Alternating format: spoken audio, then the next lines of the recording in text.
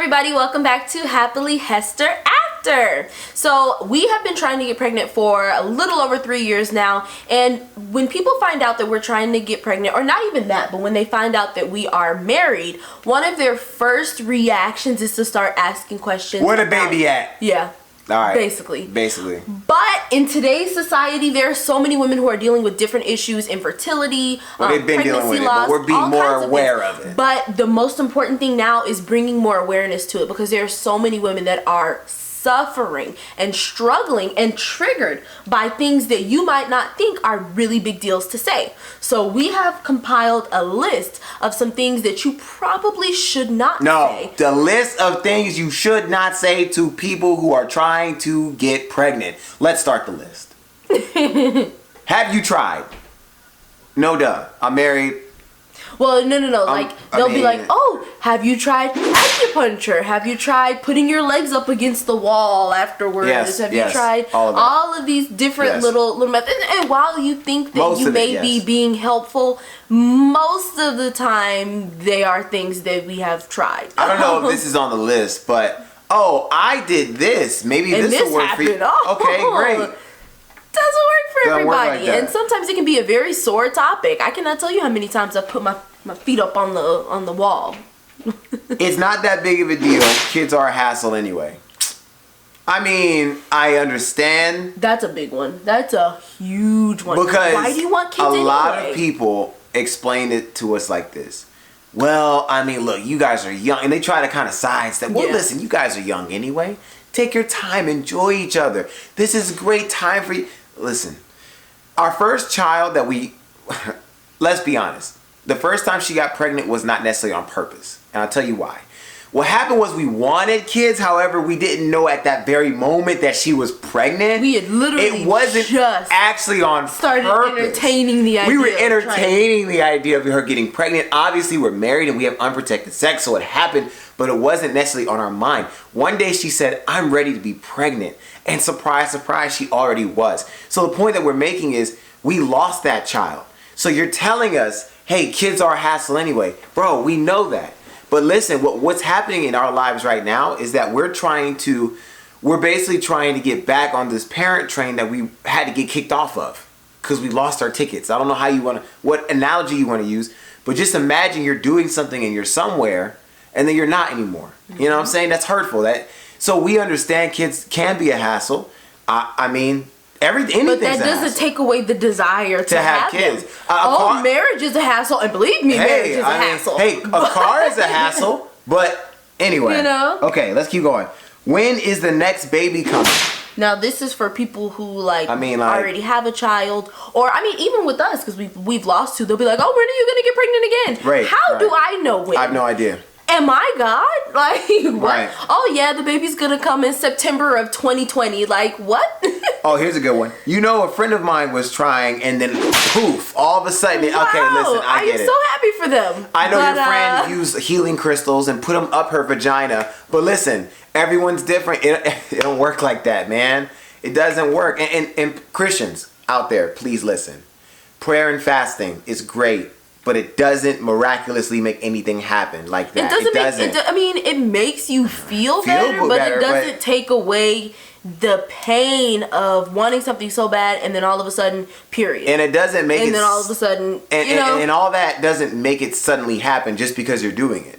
Right? Let's talk about the Bible for a second. Praying don't mean I'm going to get pregnant next month. If that's the case. Hannah went to the church, right? Everyone knows about Hannah. She went to the church. She was crying and weeping because her husband had another wife and she was getting pregnant back to back.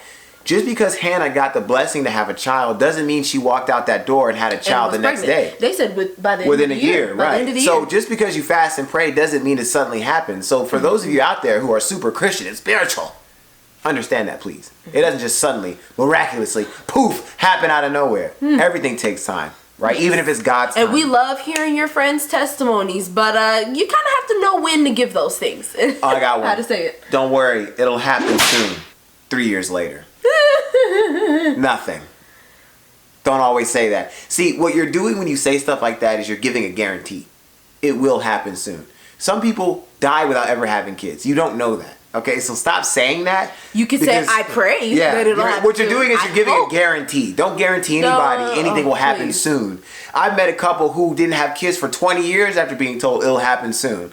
We're playing semantics. And doctors will say this a lot. Oh, yeah, it'll happen soon. You're young. I mean, we're playing a game of semantics at this point, but what is soon? Oh, let's get philosophical. No, let's not do all that. That's too much. Oh, so I hated being pregnant. So glad for you. Okay. I'm sorry. I mean, to hear that. I mean, what's there to say about that? That's like me saying, oh, I really want a chocolate cupcake, and you being like, the last time I had a chocolate cupcake, I hated it. Yeah. Well, I'm glad for you, but still want a chocolate cupcake. Here's another good one. I got pregnant so easily. Well, congratulations. Again, really, very glad honestly, for you. Great. Does not change my situation at all. Awesome. A lot of what we're saying right now, the very simple point, is that everything that you say should have and bring benefit to somebody else. Yeah. Okay? If what you're saying to me isn't bringing actual benefit, and if you're not saying it in a way that's beneficial, if you're saying it in a, oh, you should know, like you're mocking me, or you're trying to be like smart or anything. One of the most beneficial things that anyone ever said to us was, y'all should go get your reproductive systems checked out. That was important. Because when we did that, we actually found out things that we didn't know. If you know that they haven't done that. And there's no harm in asking, but you have to know. The conversation we were having with them, they knew we didn't do it. But that's what I'm saying. Right. But yes, do your research. Ask them if they did it already. Because if they did, there's nothing else to say. Medically speaking, they went as far as they needed to go. And if they did it or not, then that's pretty much it. So just leave it at that. Mm-hmm. Another one is you just need to relax.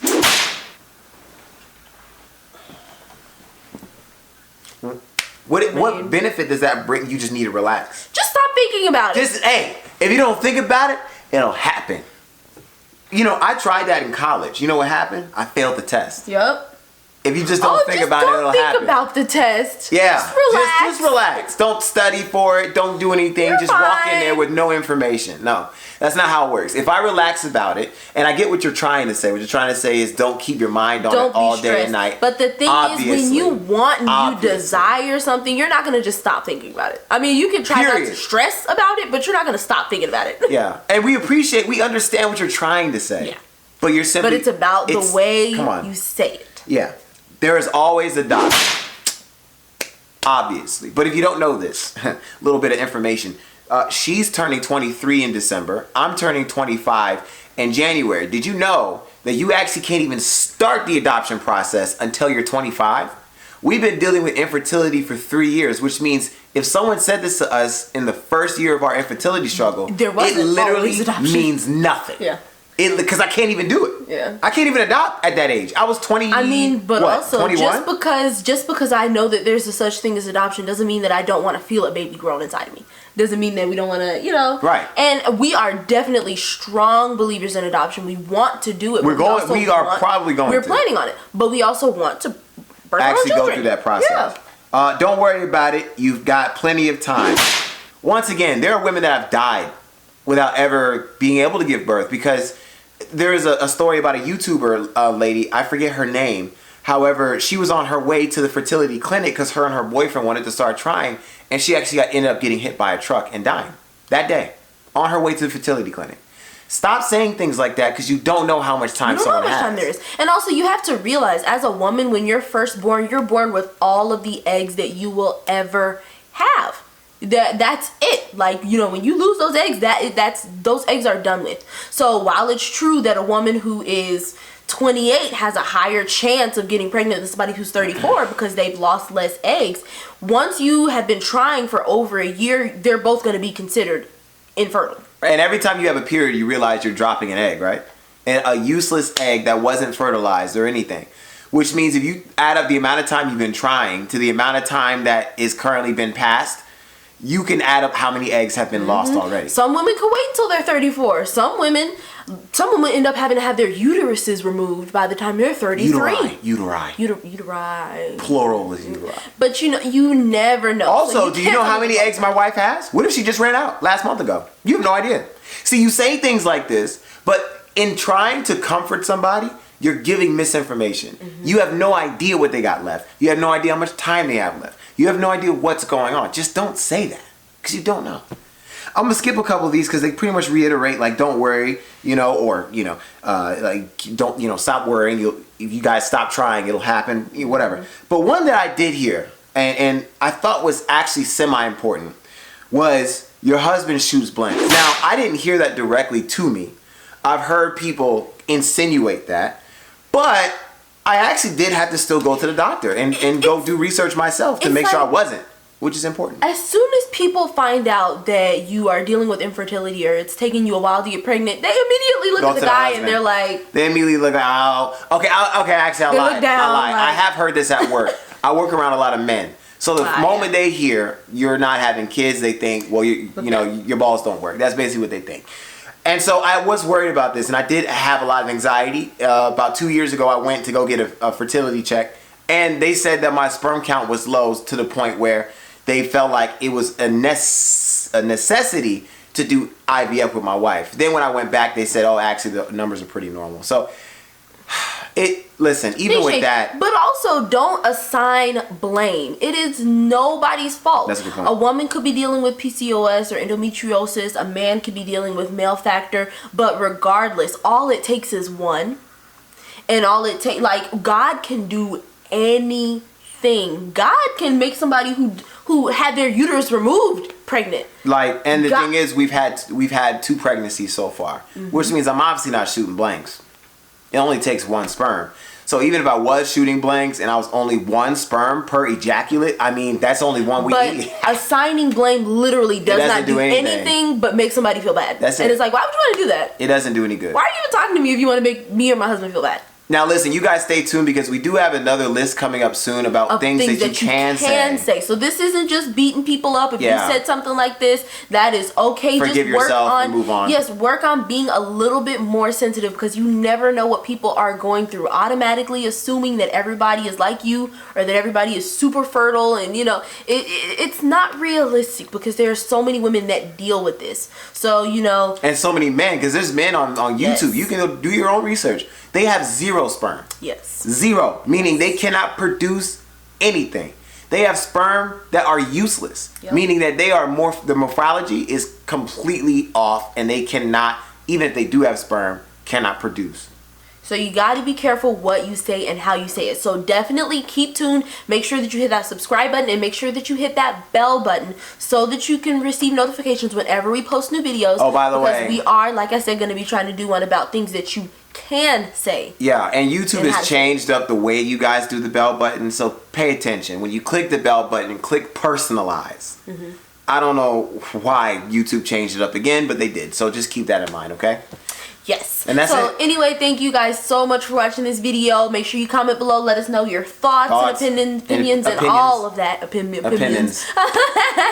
Anyway, y'all, we hope that you have an absolutely blessed and wonderful day. And Lord willing, we will see y'all next time. Lord willing. Oh, and just remember, y'all, God is good all the time. And all the time, God is good.